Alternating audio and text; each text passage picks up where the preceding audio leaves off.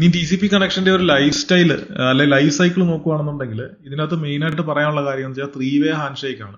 TCP കണക്ഷൻ്റെ നമ്മൾ എപ്പോഴും ഒരു കണക്ഷൻ സ്റ്റാർട്ട് ചെയ്യുന്ന ഈ ഒരു 3-way ഹാൻഡ് ഷേക്കിലൂടെയാണ്.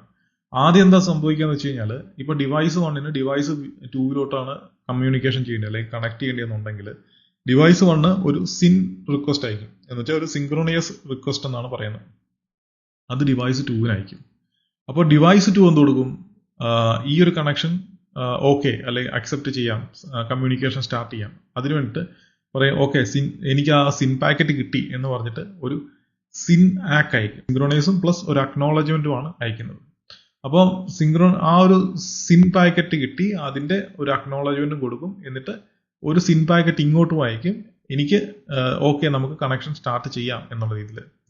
അപ്പോൾ നമ്മുടെ ഡിവൈസ് 1 ആ ഒരു സിൻ ആക്ക് കിട്ടിക്കഴിഞ്ഞ് കഴിയുമ്പോഴത്തേക്കിനും ഡിവൈസ് 1 അതിന് ഈ ഡിവൈസ് 2 അയച്ച സിൻ പാക്കറ്റിന് ഒരു അക്നോളജ്മെന്റ് കൊടുക്കും. ഓക്കെ എന്നാ ശരി നമുക്ക് സ്റ്റാർട്ട് ചെയ്യാം എന്നുള്ള രീതിയിൽ. അപ്പൊ ഇങ്ങനെ ഈ ഒരു 3-way ഹാൻഡ് ഷേക്ക് വെച്ചിട്ടാണ് എപ്പോഴും ഒരു കമ്മ്യൂണിക്കേഷൻ സ്റ്റാർട്ട് ചെയ്യുന്നത്. അപ്പോൾ ഡിവൈസ് 1 ഡിവൈസ് 2 കമ്മ്യൂണിക്കേഷൻ ചെയ്യണമെങ്കിൽ ഇനി ഡിവൈസ് 1 ഡിവൈസ് 3 കമ്മ്യൂണിക്കേഷൻ ചെയ്യണമെങ്കിലും എല്ലാം ഈ ഒരു 3 പ്രോസസ്സും അവിടെ സംഭവിക്കും. അങ്ങനെയാണ് ഇത് വർക്ക് ചെയ്യുന്നത്.